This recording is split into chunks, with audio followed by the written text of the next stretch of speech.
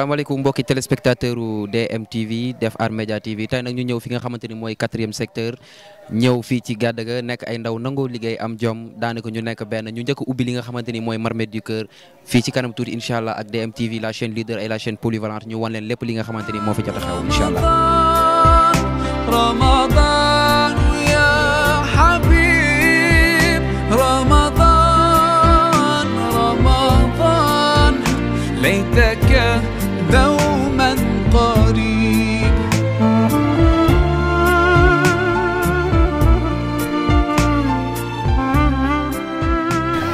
mbokk yi comme ni ñu leen koy waxee woon depuis sànq ba léegi ñoo ngi fi nga xamante ni mooy waa 4e secteur lu ñu organisé première Marmite du Cœur ñu koy rafetlu bu baax tey ñu gis fi teewaayu ki nga xamante ni mooy Amadou Koné kenn dootu ko présenté ci li nga xamante ni mooy ëttu politique bi grand maa ngi lay ziar. waaw delloo naa la ziar bu baax a baax di kontaan ci ni ngeen ñëwee couvrir émission bi ba jox na micro ñu mën wax ak askan wi. tey ñu gis la ci li nga xamante ni forcément da nga fi war a ñëw mais buñ la fi gisee daañu la laaj sa teewaay lan moo ko waral ak sa relation ak booy lan la. waaw mais jàmm ak salaam rek comme ni nga ko waxee relation ak xale yi moom jàmm ak salaam te dama kontaan ci initiative bi nga xam ni Pape Aline Diaw moo ko initié. fii ci 4e secteur vraiment organisé fi Marmite du Cœur yaakaar naa lu am solo li nga xamante ne dañ koy ñaanal ren fii mu taxaw nii yàlla na déwan mu gën ci yokku te mu doon initiative ba nga xamante ni dina wër secteur bi yëpp ba yegg si biir Dagana loolu lañ koy ñaanal te yàlla na ko yàlla jàppale ba taxawaay bi yegg si noonu. ñu war a def ñoom ñu war a fas yéene def 5 journées yi nga xamante ni Marmite du Cœur la ndax yow pare nga pour gunge leen ci loolu. bu soobee yàlla ñii moom sama njaboot lañu.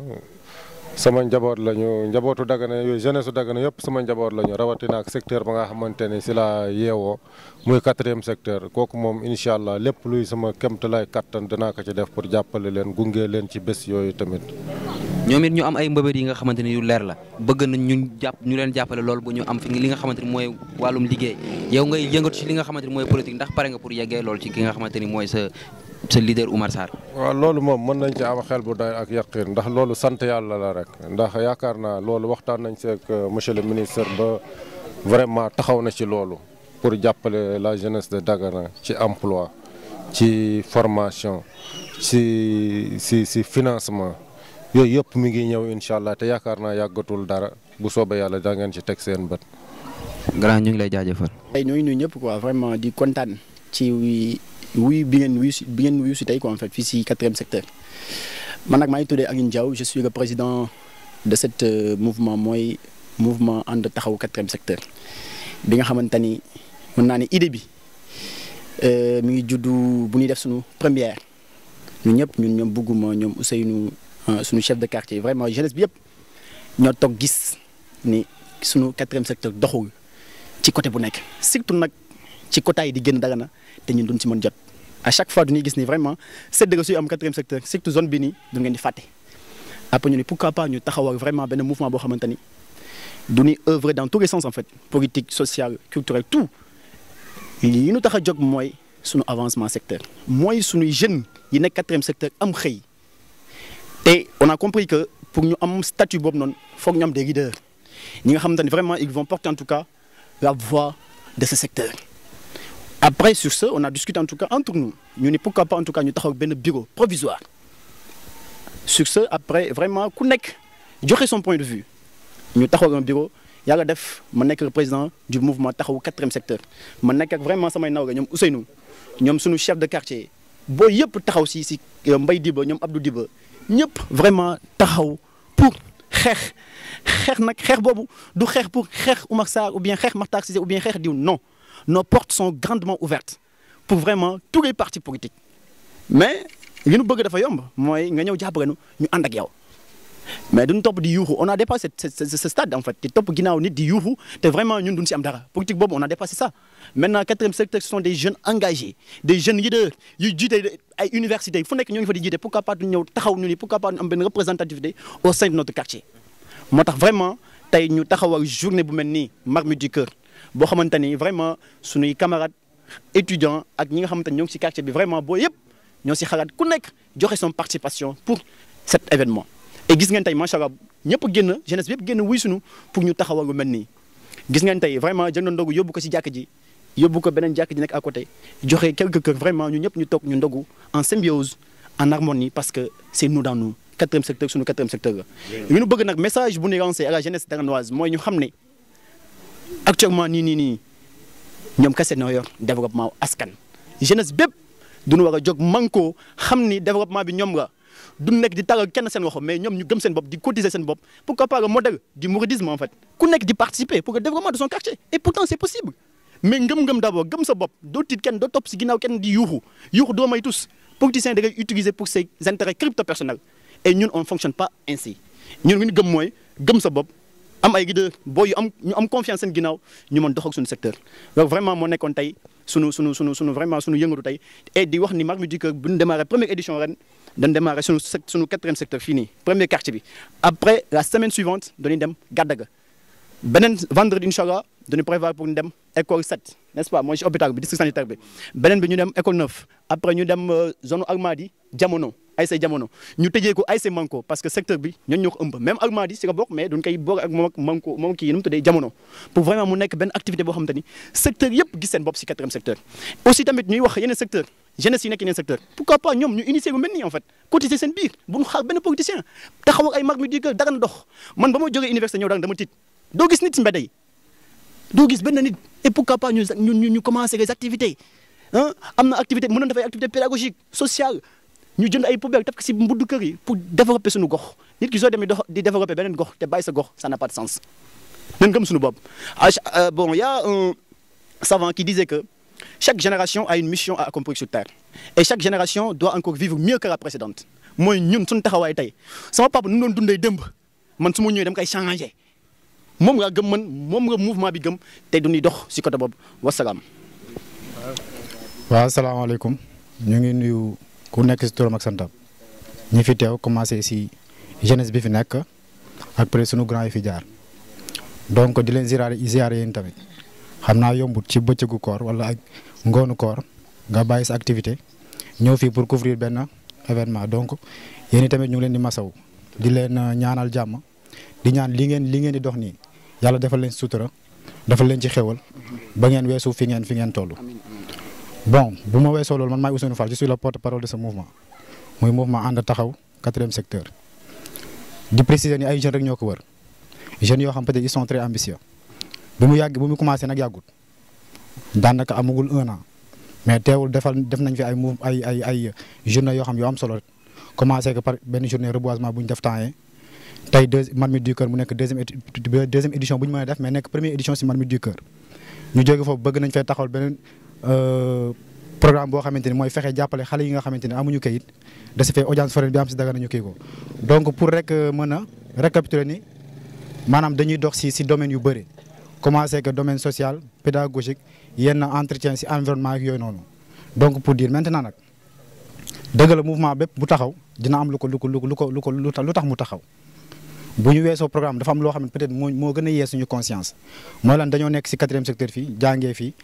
bon màggee fii certes am na pas mal de jeunes yoo xam ne ils sont diplômés bon certainement ñu bëri bu ñu demee ba génn bu ñu amee bac 2 ans 3 ans la ñuy def cité am ñoo xam sax duñ dem après bu ñu paree dañu mujjee génn fii dem Mauritanie wala dem feneen di fa daan seen doole te pourtant ils ont les compétences boo demee si yeneen dëkk ce sont les mêmes jeunes yoo xam ñooy même niveau ñooy liggéey nekk ci administration di doxal réew mi donc ñu ne la moo war a manqué fii pourquoi loolu li am fii am feneen ñeneen di dem ñun ba léegi demuñu donc am na li war a manqué ñu ne donc peut-être mouvement bi nga xam taxawal ànd booloo am objectif peut-être moo manqué si loolu la ñu booloo ñu ñëpp ñu ni kon nañu créé benn mouvement boo xamante ni ànd taxaw quatrième secteur bu regrouper l'ensemble des jeunes du quatrième secteur fexe tegu ci benn siège te loolu la ñuy wax comme li ko président waxee te ñu ne buntu pour kenn pour l'instant nous sommes apolitiques l'essentiel nous avons des objectifs yoo xam moom la ñu visé te bëgg na ko atteindre maintenant nag képp koo xamante ni mënu ci jàppale nga nekk boor bi mbaa nga nekk boor bi ñun on est prêt à vous accompagner en fait donc ci loolu ñu journée bii nii mënul woon réussir si ñun kase parce que ñun kase maam on mënuñu dara mais tey mën nañ ci ziyaare imam bi nga xamante ni def na si ay ñaan suñu tailleur bi nekk à côté koo xamante ni moom tam bu dul woon moom peut-être journée bi tey du manqué du mën dem chef de quartier bi nga xam moo ne suñu gannaaw nekk suñu mag ci lépp nekk mag boo xam ne aussi bu responsable boo xam mën nañ ko jiital ci lépp ak l'ensemble des jeunes yoo xam ku teew ak ku teewul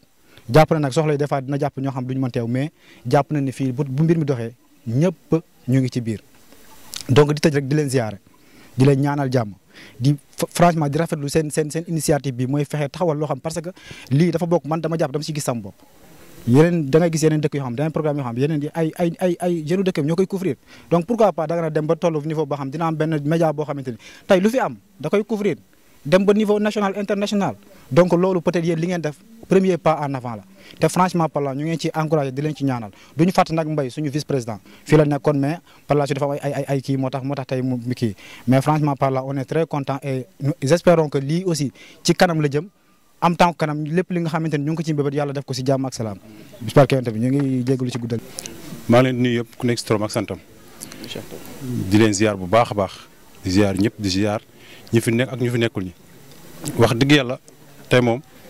def nañu la nga xam ne lu rëy ak li nga xam ne musul am si gàdd gi fii lii c'est la première fois mu fi am wax dëgg yàlla maa ngi ziar ñëpp mooy jeunesse fi nekk ak ñi nekkul ñi fi wax dëgg yàlla kontaan nañu parce que même ñi fi nekkul sax ñi nga xam ne ñoo ngi Dakar ñoo ngi Ndar ñoom tamit seen loxo tey dugg na si lu ñu def li tey muy ñoom bëgguma ñoom Samba ñoom liit ñoom ñëpp ñoo ngi leen di ziar bu baax a baax wax dëgg yàlla man moom kontaan na man moom tey moom dama kontaan parce que lii moom c'est la première fois mu fi am c'est la première fois li Papa Diaw wax dëgg la wax dëgg yàlla quatrième secteur moom dafa dee man toujours lii xanaa bu ñuy nekk lii yàgg na parce que booy yi ñoo ngi nii ñoom xes ñoom ñëpp chaque guddi bu nekk du noonu tase sama kër nu may laaj ma nu ñuy surveiller lan ñuy def ba quatrième secteur jëm kanam bis bu nekk guddi bu nekk ñoom ñëpp boobu ñoom ñoo ngi def sax naa am xam ne noo ngi nekk fi dagan dem nekkul sax ay étudiants nu may laaj ni mu lan ñuy def ba quatrième secteur jëm kanam ma leen lu ñuy def de mooy lan parce que politiciens yi boo leen toppee sa secteur du jëm kanam ñun ñoo war a jógloo suñu bopp ñu xool même bu fekkee sax bu nekk ku nekk di fukk ñu xool lu ñuy def secteur ba secteur bi jëm kanam ñoom ñëpp nu ñuy loolu di wax dëgg yàlla dëgg la te loolu ñu def ba léegi fàttewuñu ko tey ñu jóg nu ni comme que loolu am na du ñuy def tey man ma dëkkër wax dëgg man maa ngi si kontaan bu baax a baax nu jël nag def ko nag si secteur bi yëpp parce que mënoon ni dana ko def si gàdd gi rek mais defu na ko loolu duñu jël wër ki secteur bi si quatrième secteur yëpp dem ba Guedelar Demoine jëm ba poste de santé 45 ñu dem Almadi dem côté kër Manko côté kër ñoom antissi la ñoom ñëpp macha allah duñu wër secteur bi yëpp maa ngi gërëm ñëpp di gërëm grand Amadou Koné wax dëgg la moom tamit ku baax la parce que démb bu mu Papa Diaw bu mu amee dafa jóge këram ñëw ba si man mu ne comme que yow yaa fi nekk comme chef de quartier ñun duñu lay ziar di la wax ne lii ñu bëgg a def ma ne ko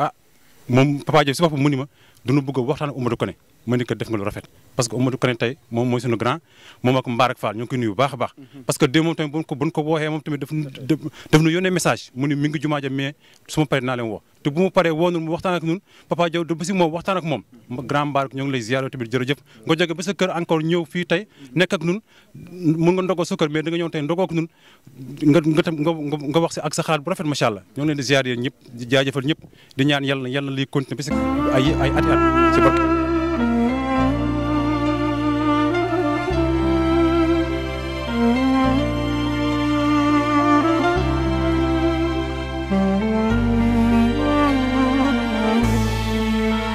رمضان